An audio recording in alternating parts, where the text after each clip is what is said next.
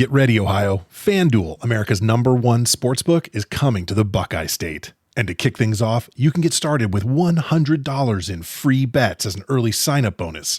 Plus, when you sign up today with promo code OhioSB, you'll be all set for when FanDuel goes live in Ohio. Then you can bet on all your favorite teams and all your favorite sports with $100 in free bets. Just download FanDuel's top-rated sportsbook app. It's safe, secure, and super easy to use. Ohio, this is your chance to get in on the action. Join today with promo code OhioSB. Make every moment more with FanDuel, official sportsbook partner of the NFL. 21 plus and present in Ohio. Bonus issued in non-withdrawable free bets that expire 7 days after FanDuel accepts its first real money sports wager in Ohio on 1/1/23. Unique user identity verification required. Offer ends on the go-live date. Restrictions apply. See terms at sportsbook.fanduel.com. Gambling problem? Call 1-800-GAMBLER. This episode is brought to you by Dragon Ball Legends, the ultimate Dragon Ball experience on your mobile device. Dragon Ball Legends features action-packed anime action RPG gameplay with Goku, Vegeta, Trunks, and all your favorite Dragon Ball characters. Summon your favorite characters from popular Dragon Ball anime series, such as Dragon Ball Z and Dragon Ball GT to Dragon Ball Super. Fight in real time against friendly or rival Dragon Ball players from across the globe in live PvP battles. Enter ratings matches with your favorite Dragon Ball characters and earn rating points and rewards. Unite with friends to defeat powerful foes in co-op. Dragon Ball Legends features the best anime fighting scenes on your mobile device. And now, Legends Festival is on, so you can get up to 300 free summon tickets. Are you ready? Download Dragon Ball Legends today. Available for free on both iOS and Android devices.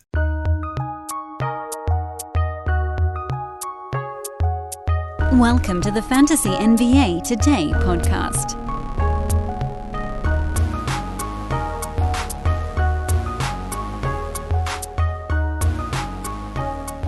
I feel like it's been a minute since I started a show with a full-on family life rant. But damn it, you're getting one today, so buckle up. It's Family Life Rant Day on Fantasy NBA Today. By the way, hello, everyone. Happy Thursday to you all, December the 15th. We are almost halfway through the month. The NBA season continues to rumble along. It's all quite crazy. 35-ish% of the way through the NBA season. Coming off a nice big Wednesday. I should have all these things that I can rant to you about, but instead today, it's Family Life Rant Day on the show. Because, I mean, it's hitting the fan over here in Casa Bespris. If you guys don't want to listen to this, I totally understand. You can fast forward like 3 minutes, but it's just been a totally silly week. Like none of these things feel like they needed to happen. But when you roll them all together, you just end up with a day where everybody is completely exhausted and nobody's doing the things they're supposed to be doing on time. Weirdly, the old child, the 6-year-old, who's normally the one that's the hardest to get to do anything, he's fine. But I'm still getting over the kid cold, and you guys all know, longtime listeners of the podcast, you guys know I suffer from irritable bowel, IBS, and that's been kicking in. And then the dog was like up and sick to her stomach halfway through the night. That was like from 4 a.m. to God knows what hour. And the little dude has an ear infection. We talked about that yesterday. Oh my goodness. Our pets' heads are falling off. All that to say, I have almost no time at all today because there's also a party at the little one's preschool because it's the last day before winter break. And I got no nanny help today. And my backup, which is technically a grandma, is like the presents that she had delivered from Amazon were delivered and they got soaked in the rain. So she's doing all of the shopping. I got nothing. I don't even have a second car seat. I don't know what the hell I'm going to do. Okay. Well, you know what? Let's just talk about some fantasy basketball. Hi, everybody. Welcome again into the program. I'm Dan Bespris. You got a family rant. It's been a while. Since we chalked up one of those. It was a weird Wednesday yesterday, actually. And, you know, when you kind of dig into the nuts and bolts of it, you had almost all of the biggest stories from yesterday were short-term injury related. And then the medium stories were also sort of injury related. And like the only non-injury stories from yesterday came out of probably Detroit and Los Angeles. And then you had all these games where it was like little things here and there. So for instance, let's just start with Orlando, Atlanta. First of all, Atlanta's, I don't know what the hell's going on with the Hawks right now. I know they're down DeJounte Murray and they've turned into a total pumpkin without him. But they have enough pieces here to get this thing done. Clint Capella left with with calf tightness late in the ball game. It was probably so late that it wouldn't have really mattered had he tried to play through it. I think it was like early in the fourth quarter or something like that. So he might miss a ball game. But now we basically just have to watch the injury report. So that's going to be the story on a lot of these games. Watch the injury report on Clint Capella. If we find out that he stays in the doubtful to questionable range, then obviously you pick up Onyeka Okongwu, who was very good yesterday while getting a little bit of bonus run.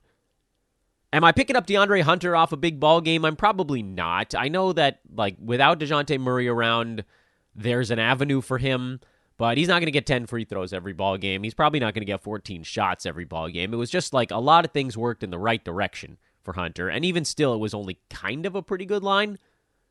AJ Griffin's a no. Bogdan Bogdanovic is a yes.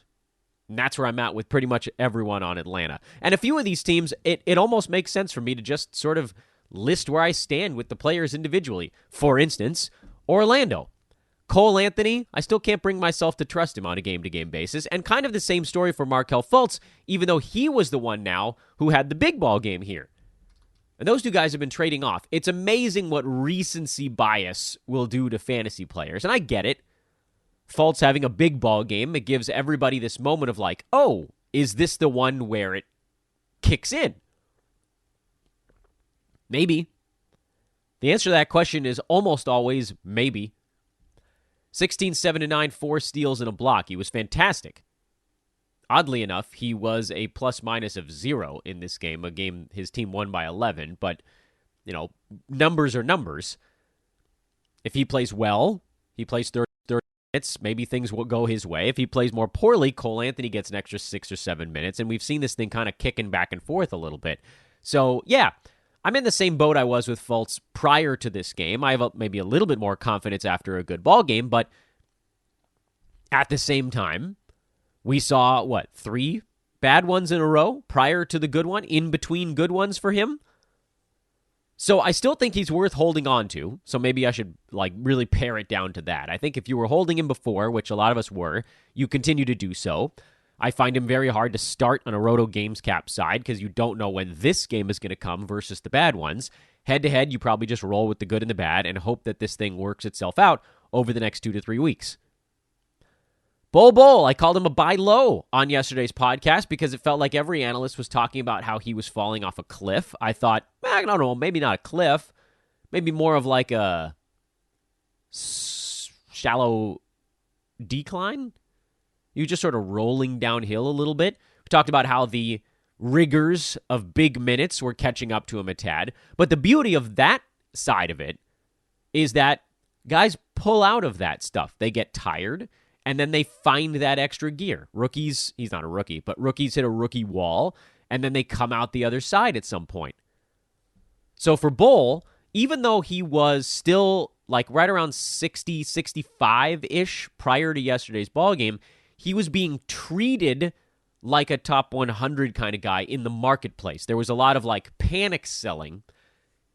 And I still think that if you can sell him for a top 75 guy, it's not a terrible thing to do. At the same time, if you could buy him for someone, well, now you probably can't anymore, but between 75 and 100, which is what we were talking about on yesterday's podcast, that's probably the move there. Anyway, that's probably cooked because he had a better ball game again. Minutes are going to be a tiny bit lower for him. He's not going to play 35 minutes because I just don't think his body can handle it long term. Meanwhile, Mo Wagner has jumped right over Mo Bamba, the Battle of the Mo's. Wagner still out in front. He is, and I'm going to use the right terminology here, the one we're going to really push hard into the lexicon. He is your opportunity play as long as Wendell Carter Jr. remains out. Wagner is Any of the Wagners. Play them all. Indiana Golden State was a game that was generally without fantasy implications until Steph Curry injured his shoulder late while going, Steph Curry level nuclear again. Pushed himself back up into the number 2 spot, by the way, with yesterday's massive performance, and that's without getting to play most of the fourth quarter. Hurt his shoulder. Expectation is that he will miss a couple of ball games. It's hard to know exactly what this is going to mean for the Warriors. Klay Thompson will be back for the next one. He was resting in this ball game. Andrew Wiggins is probably a game or two out. In the immediate term, Jordan Poole is going to take about 25 shots a game, and he is a very easy play right now. Also in the very immediate term, Dante DiVincenzo has been playing really well, and he figures to see starters-level minutes, at least as long as both Steph and Wiggins are out. When one of those guys comes back, and it seems like it'll probably be Wiggins first, it's not entirely clear how the Warriors play from that point. I don't think Ty Jerome's going to pick up giant minutes, even though he really kind of is the backup point guard on that team. I don't think that's going to happen. My best guess, and honestly, we probably just need a data point, is if both of those guys are out, you can stream DiVincenzo as an opportunity play. When Wiggins comes back, I think I would just watch for a game and then see if there's anything obvious that you could roll if that setup continues where Wiggins is in and Steph is still out. No, I don't care about Benedict Matherin's nice ball game. He's a good young ball player. That part is fun. But fantasy-wise, typically he's not going to shoot this well. Typically he's not going to get 6 rebounds, 3 assists, and a steal. We've seen enough to know that, this is a game where he went on a super heater. He was a ridiculous plus 34 in a game his team won by 6. And he just became a better version of Buddy Hield in this ball game. And you're going to see, I think a lot of people say that now Benedict Mathurin has jumped over Buddy Hield. I don't think that's the case. I mean, this is Rick Carlisle. He's going to yank guys around, and Hield still got his 34 minutes. But, Aaron Nesmith was the guy who generally lost out in minutes played in this game. Andrew Nembhard, he's still right in between that hold and drop zone. He's kind of like hovering in the orange right now, where he got into the red and then he had a good ball game that bumped him back into the yellow, and now he's back into the orange again. I think you hang on a little bit here because the minutes are there, but he's just I need him to be a tiny bit more involved. 6 shots isn't enough. If you're going to play 31 minutes, I need you taking 9 shots. Give me 9, and that's probably enough for him. Detroit. So let's start with the Marvin Bagley stuff. He had knee soreness, and he left this ball game without really playing in the second half, effectively. He got his first half 10 minutes, and Jalen Duren got like 14, I think-ish, first half minutes. And Duren got 17 or 18 second half minutes and then played in overtime. So yes, the Bagley exit did help Duren, but he was at 13 rebounds, and he was probably going to be at least at that point, regardless of the Bagley situation. Now, Bagley being out meant that Duren and Isaiah Stewart got a bunch of extra run. They are both firm starts for Detroit without any hesitation. And I was starting Duren anyway. I mean, we talked about him last week when he got bumped into the starting 5. There was actually a lot of pushback. People were like, but he's a punt free throw guy. And I said, honestly, I don't know, because you look at, he was at 49%, and that's a punt free throw number, no question. But again, if you look back at what he did at the collegiate level, he was in the 60s. So there was reason for some optimism there. And if he can get himself into the 60s and he's only taken like 2 or 3 a ball game, then he's not really going to break you. And if he's out there, he had a little Moses Malone type deal going on early in this game where he got like 4 offensive rebounds off his own misses. He's not going to shoot 2 for 8 most ball games. Don't worry about that. Field goal percent is not going to be a problem for Jalen Duren because almost all of his attempts are coming like with his hand literally above the hoop. His hand, ball, hoop. They're all like sandwiched against one another. 3 blocks, love that. 19 rebounds, love that. Killian Hayes, 25, 7, and 8. He had that game where the 3-point stroke came around. That seems to happen to him about once every 3 weeks or so. By request on Twitter, I'm no longer going to include him on the opportunities board because Cade is now out for the season. So Killian Hayes is just a rest of season kind of low end point guard play, like top 100 range. Good. That'll do. Alec Burks got hot. He's been more of a schedule stream type of play. I don't trust him on a game-to-game on the Roto side, but, if you find me a schedule point, and I don't need to do it right now because, screw it. It's not happening today. If you find me a scheduling spot where Detroit goes like 3 games in 4 nights, I think that's a spot where I would pretty strongly consider Alec Burks. And then Jaden Ivey, you're just kind of squatting on it until the rookie stuff goes away, hopefully later in the year, because the avenue's pretty open for him as well. Charlotte, good news over there. LaMelo Ball made his return, played 34 minutes and fouled out, but had 23 points, 11 assists, 5 3-pointers. They are very happy to have him back. They still lost because, they still kind of stink. Terry Rozier took 28 shots to get to 25 points. Come on, Terry. Make a freaking bucket. Jalen McDaniels shot 7 of 9 from the floor and 4 for 4 at the free throw line, so he's going to get added in a bunch of spots, and then he's going to have a bad one, and he's going to get dropped. He's fine. He's more of a schedule stream type guy for now. And then I got a lot of Mason Plumlee questions, and honestly, they're good questions. He's an awful foul shooter. I don't know if you guys have had the distinct pleasure of watching him shoot free throws, but it is atrocious. Sometimes, like with Jalen Duren, his free throw stroke actually isn't that bad. Yeah, it's translating poorly so far this year, but he kind of it looks like he knows what he's doing at the foul line. Mason Plumlee, it looks like someone gave a basketball to a space alien and was like, how do you think you should throw this at the hoop, and put him at the foul line? And the alien was leaning real far forward and just sort of flicking it haphazardly. That's Mason Plumlee's foul stroke. So it's never coming back. It's going to be gross the whole way through. He's not a big defensive stats center. But with LaMelo Ball around, he actually figures to see a boost, I would think, in maybe just energy, rebounding. They'll play faster, so that's good for him. He'll probably have another attempt or 2 around the bucket. You might even see his assists trend back up a tiny bit. The thing with Plumlee, as is always the thing with Plumlee, is that he goes on 2-week stretches where he's a top 90 guy, and then he goes on 2-week stretches where he's a top 200 guy. So you have to catch it at the right time. If you're going to take that plunge, I personally am not, but I'm not going to yell at you. I'm not going to yell at you if you did it. Friends, I am extremely excited to remind you guys to turn game day into payday when you bet with our pals at MyBookie. The Celtics, the Bucks, the Warriors, these are the frontrunners to win the NBA championship at MyBookie, but which has the best shot? Who do you have winning the title? The Warriors at plus 700, they've gotten off to a slow start. Hey, maybe futures aren't your thing. It's been pretty darn profitable betting player props this year, thanks to Steph Curry and even more so Anthony Davis. Regardless of what you're betting on, cash in and cash out quick with MyBookie using promo code ETHOS when you make your first deposit. You heard that right. MyBookie will spot you extra cash with your deposit. Minimum $45, but you can claim the bonus all the way up to $2,000. Extra cash with MyBookie. They're back, baby.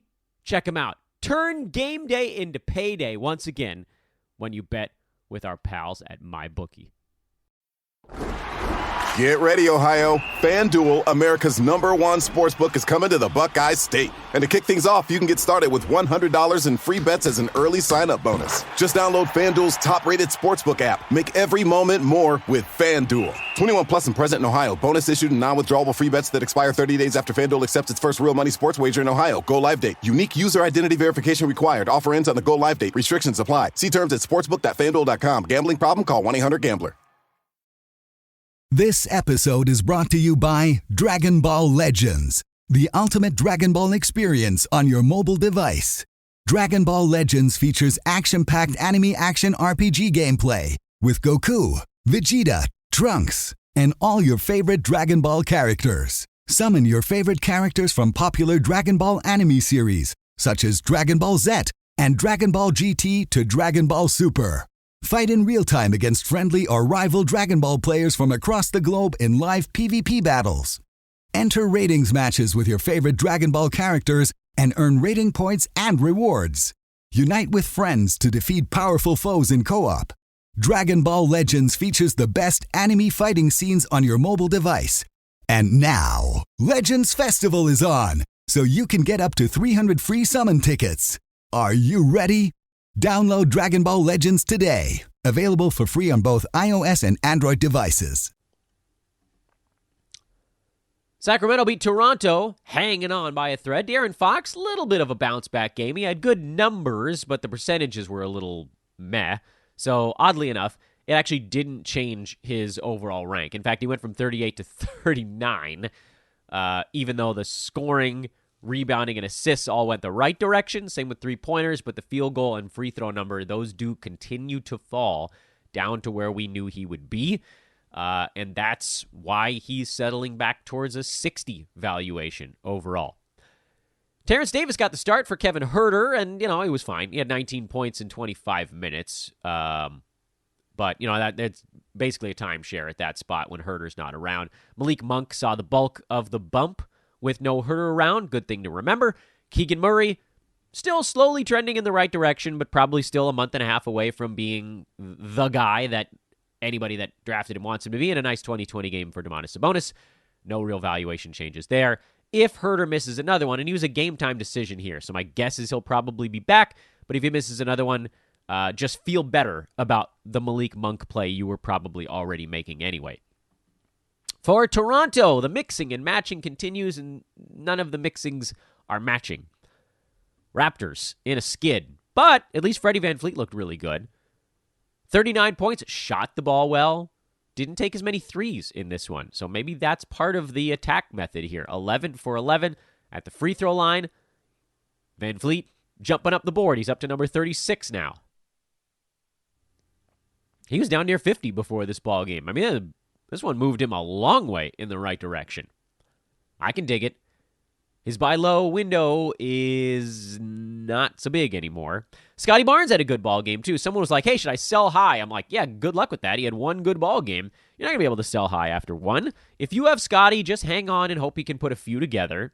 If you don't, it just got a tiny bit harder if you were going to buy on him, which you could have done because he was like, what was it, 125 prior to that game? Gary Trent, he'll be fine. He's in and out. It's frustrating. Yeah, no doubt. It's been a frustrating year for Trent. He's in the 112 range, but that's a guy you hang on to in 9-cat because, 1-2 good games and he's top 75. We know he's got it in him.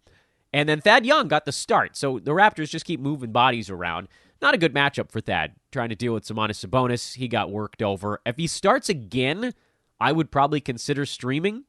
But I don't think that it's a guarantee he starts their next ball game. It really seems like they're kind of reaching. I didn't think OG Anunoby was going to make that big of a difference. I mean, they were kind of skidding without him.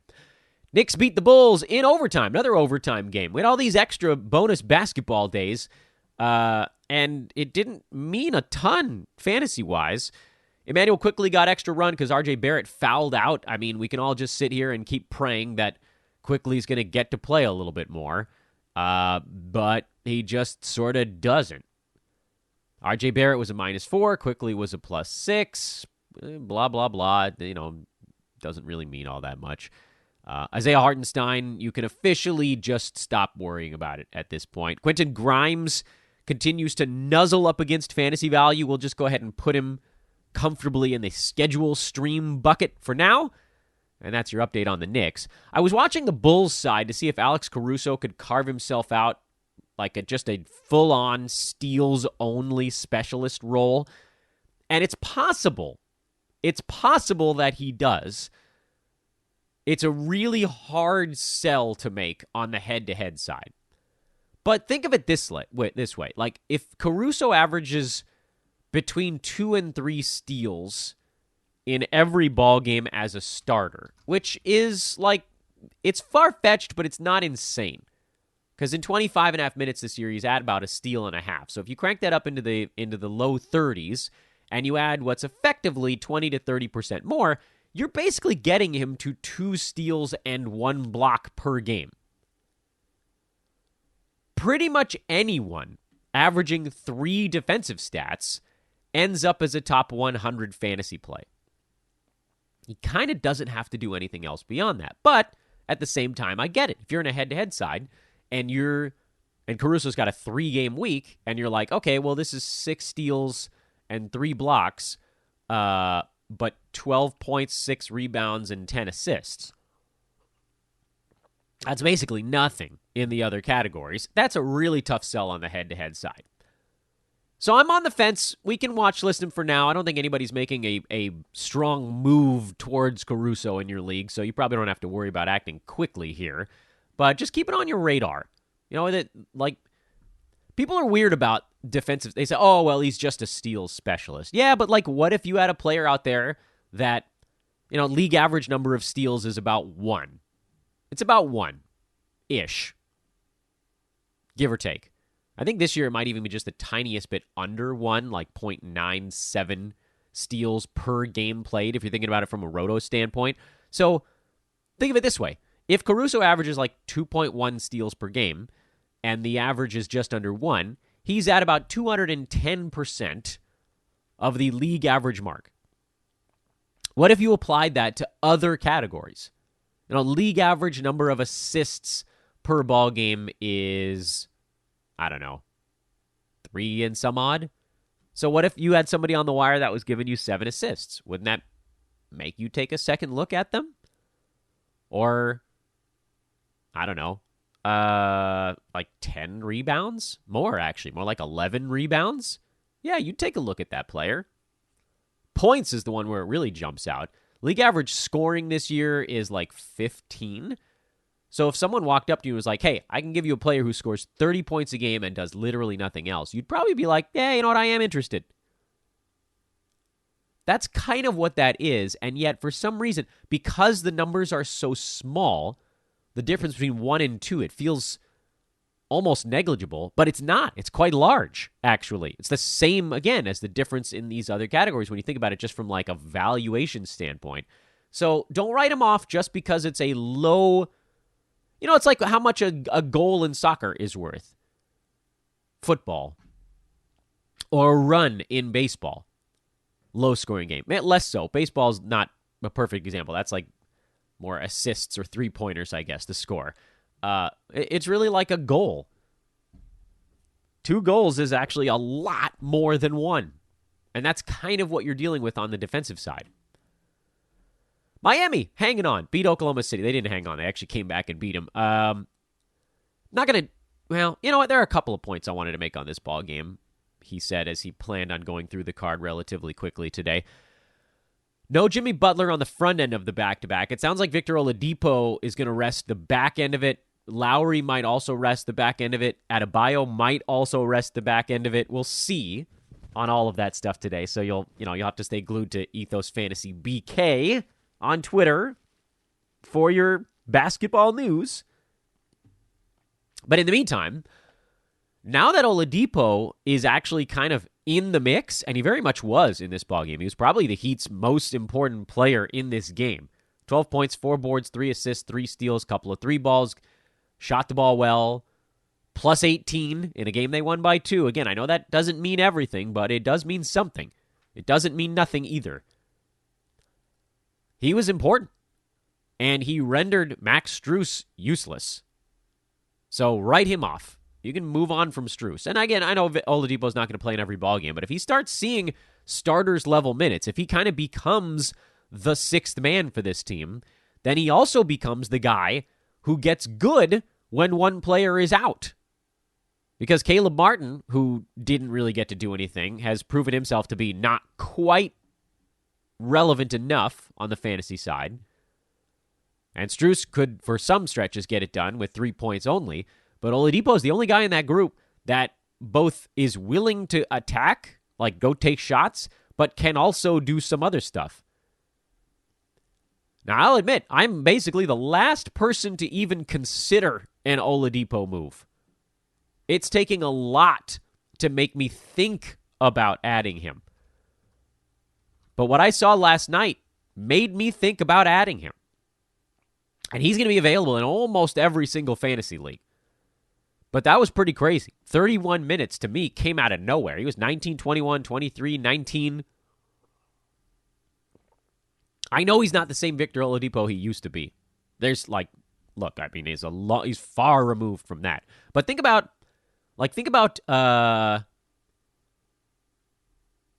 Oladipo's on 3 different teams. The not the bubble year, but the shortened season. Because the bubble year, he still was more of a feature player. The shortened season, in Miami, he managed to squeeze in 4 games at the end of the year. 12 points, 3.5 boards, 3.5 assists, 1.8 steals, and a half a block. If that's what he got up to, that would be worthwhile. I'm not saying he will, but I am saying that this is now officially something to keep your eye on. I probably didn't stress it enough, actually, on Twitter. On the Oklahoma City side, Jalen Williams does actually look like someone you can... Oh, God, the Oklahoma City roulette wheel is just such a stress ball. I'm probably leaving this alone. Again, if you want to know what I am personally doing, I don't think I'm dealing with OKC. I don't feel that bad if I miss out on Jalen Williams being like a top 90 guy while Jeremiah Robinson Earl is on the shelf. But it does look like his minutes are a little bit more secure while Robinson Earl is on the shelf. I'll just leave it at that. And he plays every ball game. So like the Oladipo one, he's resting back-to-backs. There's a lot of in there when the Heat are fully healthy. And why am I talking more about Oladipo? Well, because I'm a Roto Games Cap guy at heart. And if you catch him on a back-to-back or whatever, or if he plays his way into a more significant role, that to me is more interesting. But certainly for head-to-head players listening to the pod, Williams is the better play between those two guys. If you were just kind of going head-to-head.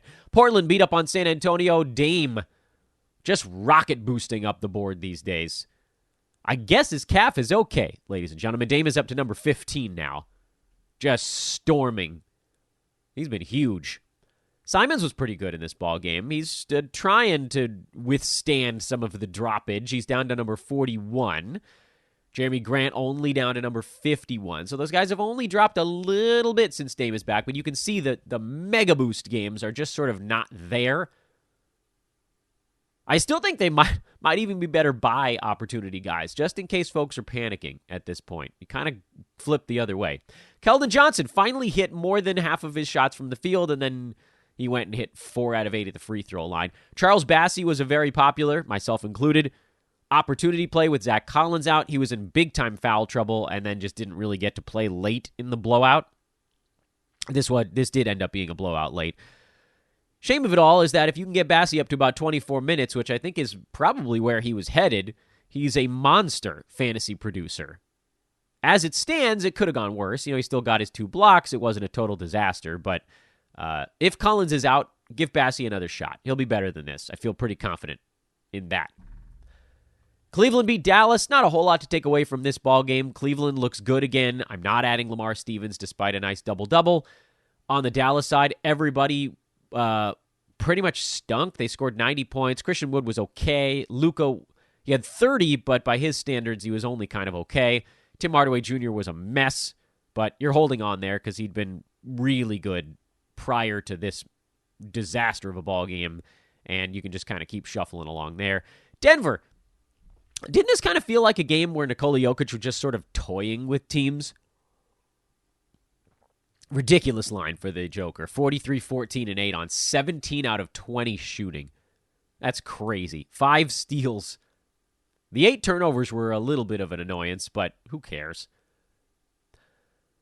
Bruce Brown was a little bit better, but meh. KCP's been a little better lately, but also meh. Those guys, to me, fall more into the schedule stream department. Same deal with Bones, who was also better in this one. Aaron Gordon much prefers to play when he has guys around him that can give him good looks. His field goal percent on the year, by the way, is up to 61 now. That's crazy. So he is startable.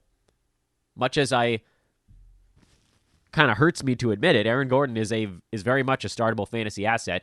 And so is Jamal Murray. Everybody's entitled to a bad game every now and again. On the Washington side, Kristaps Porzingis sat this one out. I know Taj Gibson got the start for shrugs shoulders reason, but he fouled out because Taj Gibson is 85 years old. Daniel Gafford, 26 minutes off the bench. He's your start among those big men. Gafford in mid 20 minutes or higher is a beast. Denny Avdia, great stream while Bradley Beal is out. Monte Morris, actually not a bad stream while Beal is out. He has almost no choice but to be a little bit more aggressive, and that's what we've needed for years out of Monte Morris. Jordan Goodwin, not as good of a stream with Morris back. And Will Barton is on one of his weird little Will Barton runs, but I am not bothering with it because we know how it ends, and it ends poorly. There was a report somewhere this morning, I can't figure out where the hell I saw it, that suggested that maybe Beal was not coming back on Friday. The initial hope certainly was that he was going to be back by the end of this week. We'll see. I don't think I would make any pre-drops with Washington is kind of where I would sit with that. So, like, if you're on Monte Morris, just sit on him. If you're on Avdia, just sit on him a little bit longer. Same deal for Gafford because we don't know exactly when KP's coming back. And just kind of play that one by ear on the injury news front. And finally, one of the other interesting stories, Nick Batum, another really good ball game. 31 minutes off the bench, a team best plus 30 in this game. That's crazy. They won by 11. They were minus 19 in the minutes that Nick Batum was not on the floor. Also, on top of all this other stuff, Ivica Zubac left this game early with knee discomfort. He had a sore knee. So Batum oftentimes slides into that small ball 5 spot. And they had no problem just stretching Rudy Gobert out on the other side. That's what they've done. I mean, Clippers have done this to Gobert in a different jersey before. Kawhi was decent, didn't shoot the ball all that well in this one, but, to me, he looks a little bit better every ball game. You got 3 defensive stats in this one, so that's finally starting to show up a little bit. Yeah, I mean, the Kawhi experience is not super stressful over the last week. We'll take it. But as far as Batum goes, we did this dance last year. Folks that listened to this podcast last season, you guys know that for multiple weeks I was like, we were watching Batum. Is it time? Is it time? Is it time? And every time we picked him up, he immediately got hurt. And they had to sort of artificially ratchet his minutes back down to about 21 or 22. He's up in the 30s right now. If Batum is playing 30-plus minutes, he's a top 80 fantasy player. That's just how it is. He gets steals, blocks, rebounds, assists, threes, good percentages. He doesn't score much. His turnovers are good. Basically, the only thing he doesn't do is score. But if he scores a little bit, like yesterday, 13, or he's averaging about 10 points over the last week, that's enough. 3 assists, that'll get, he did 2 yesterday, but he'll average about 3. He'll get you a steal, get you a block. He'll shoot 50%. He's a roto darling. I just know the second we make a move on him, he's going to get hurt. But you know what? Screw it. For now, add him. See if we can juice a couple of ball games out of Nick Batum before he falls apart again. Also, by the way, worth noting, a potential Norman Powell return, whenever that might be, that could also mess with this Batum stuff. But right now, especially if Zubac misses a ball game, Marcus Morris slides up. He could play small ball 5. Batum can play small ball 5, but either way, it allows way more playing time for Nick Batum. He's been really good. He's a top 60 play over the last week. Go figure. Minnesota side, I don't know. Kyle Anderson, 13, 6, and 5. He continues to be a perfectly reasonable cat fill-in, but they were bad. They scored 88 points in this ballgame, so nobody really did anything. But no changes for me on the Wolves side. That's probably the simplest way to put it, coming out of that rather ugly defeat. And because I am so ever-lovin' busy today, we are going promo-free on this Thursday edition of the podcast. No live show today with Brewski, I'm afraid. He had foot surgery on Tuesday. I don't know if you guys knew that. Brewski had foot surgery. So find Aaron on Twitter, at Aaron Brewski. Wish him well. Wish him a quick recovery. And we'll get together and get a live show going as soon as he is back up and on his feet. Thank you so much for listening, everybody. Once again, I am Dan Bespris, at Dan Bespris on Twitter. This is Fantasy NBA Today, a Sports Ethos presentation. Zooming out of the show today to get back to my total goat mess of a day. Wish me luck, too, damn it. Ah, well. All right, we'll try to get some stuff done on Twitter today. It won't be as much as usual, but obviously, thank you all. Thank you all for listening, and thank you all for helping continue to spread the word about both this podcast and sports ethos in general. Have a great Thursday. Couple extra games today. Hey, not a total dead one. All right, we'll talk to you guys tomorrow. Big Friday weekend review show. Love those Friday shows. Lots of good Twitter content on Fridays, too. All right, see you later, everybody.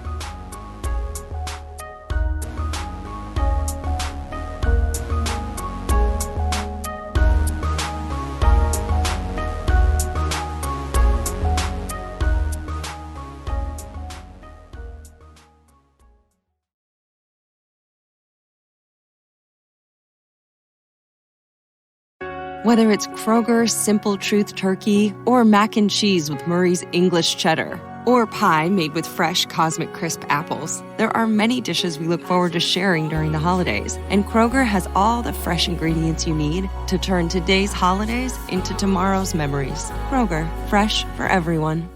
Choose from a great selection of digital coupons and use them up to 5 times in one transaction. Check our app for details. Kroger, fresh for everyone. Get ready, Ohio. FanDuel, America's #1 sportsbook, is coming to the Buckeye State. And to kick things off, you can get started with $100 in free bets as an early sign-up bonus. Just download FanDuel's top-rated sportsbook app. Make every moment more with FanDuel. 21 plus and present in Ohio. Bonus issued and non-withdrawable free bets that expire 30 days after FanDuel accepts its first real money sports wager in Ohio. Go live date. Unique user identity verification required. Offer ends on the go live date. Restrictions apply. See terms at sportsbook.fanduel.com. Gambling problem? Call 1-800-GAMBLER.